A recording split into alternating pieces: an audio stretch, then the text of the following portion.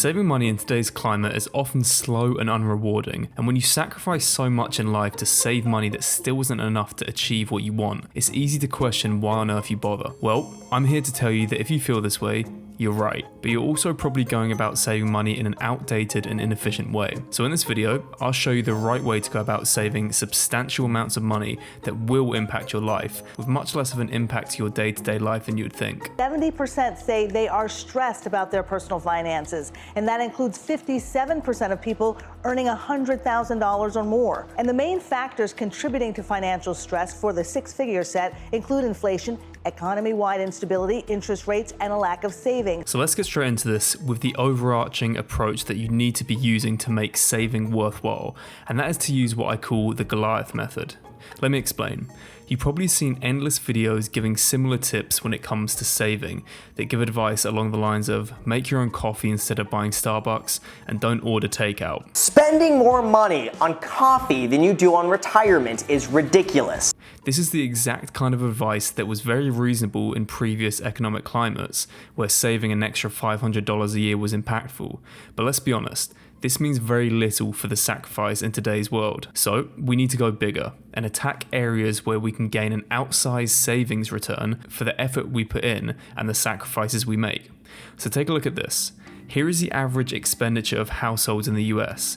We can see that the standouts here are housing and housing costs, transportation and taxes. Now these are all necessities. However, with such a huge disparity between these and say the entertainment category, which often tends to be the focus of people's savings techniques, it becomes obvious that just a small dent in these expenses will provide you with far more of a financial benefit than crushing your day-to-day enjoyment by eliminating things like entertainment. The best part, there are actually a considerable amount of ways to do this for all three of these categories that are rarely even attempted by people. So we'll cover those actual strategies to lower these costs in just a second.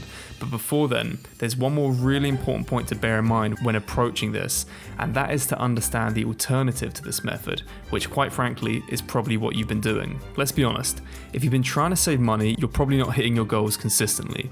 And honestly, it's not really your fault. Considering the method you've likely been using, which is effectively to deprive yourself as much as possible until you can't do it anymore.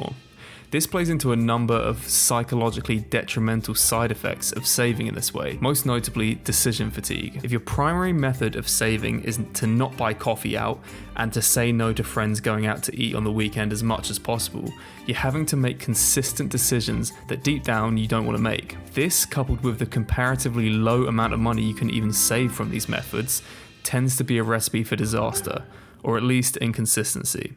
So, let's get into the details of our alternative to attack the large expenses. Let's start with housing. If you have a mortgage, there's a little more nuance to this, so that may be a video for another time, but for those of us that are renting, there's a number of approaches I would encourage you all to try. For argument's sake, I'm going to use the monthly rent amount of $2,000 for the examples I give. Let's first touch on when you're approaching the time where you'll be signing or re-signing a new lease. First thing that could save you literally thousands with no effort is to consider signing an extended lease. What a landlord wants is stability. If you can give them a year and a half or 2 years instead of 6 months to 1 year, you can expect decreased monthly rental costs that can add up to huge savings. I've seen countless examples of a $200 per month or more rent decrease for signing a 2-year over 1 year lease. That's $2,400 a year you're saving with absolutely no sacrifice or effort. Of course, you need to make sure you're happy where you're living, and that comes with its own risks. But an alternative that's lower risk and lower reward is to just make sure you at least negotiate your lease renewal. If the landlord has had no issue with you and you only want a 1-year lease, trust me, you have some leverage. Try and get a $50 to $100 a month reduction in your rent and or utility package. This once again can save you $1,000 or more for no work at all. I could do an entire video dedicated to lowering your housing expenses, but to note a few more without dragging this section out for too long, looking for an apartment during the winter or focusing on private rentals instead of a large complex can often lead to a significant decrease in your monthly expenses.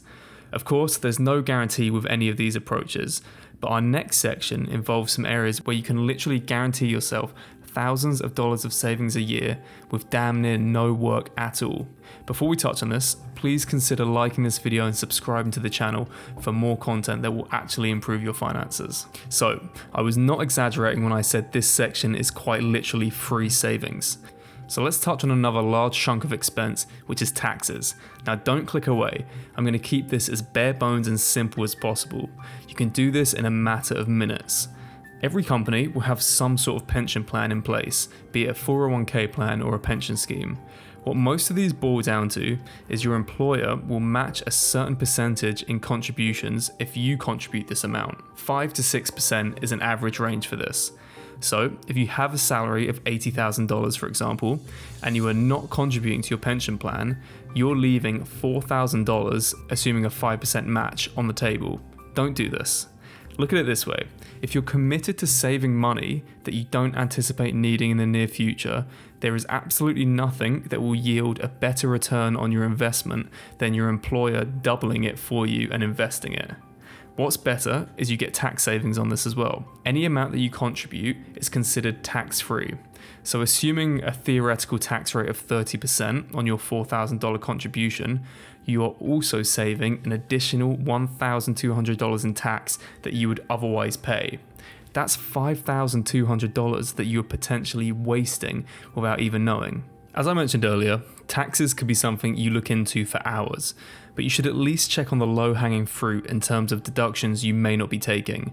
These range from moving cost deductions to student loan interest deductions. These once again are such simple but effective ways to oftentimes save huge amounts of money with absolutely no sacrifice to your quality of life. I have a more exhaustive list of 22 ways you can save tax in the video linked in the description. Now, saving on transportation costs is an interesting topic, and naturally the bulk of this cost will come from car ownership. That's because the total annual cost of simply owning and maintaining a new car climbed to more than $12,000 last year, up from about $11,000 the year before. And that doesn't even include monthly car payments, which spiked along with rising interest rates. If you're in the market for a car and or are interested in how much you should actually be spending on your car, I've covered this in detail in the video linked in the description. Look, I get that there are a lot of theoreticals here, but so many people let these sort of high return savings opportunities slide. The savings you'll see from not grabbing a coffee a few times a week for an entire year absolutely pale in comparison. So live your life and be smart with how you save. You'll be happier and richer. There's plenty more to touch on, so let me know if you're interested in a part 2 to this video. But before then, you should consider building out an actual money management system if you're serious about cleaning up your finances. I cover my approach to this in the video linked here, where I also link a free template so you can copy mine for absolutely free. Thank you so much for watching, and I will see you all in the next one.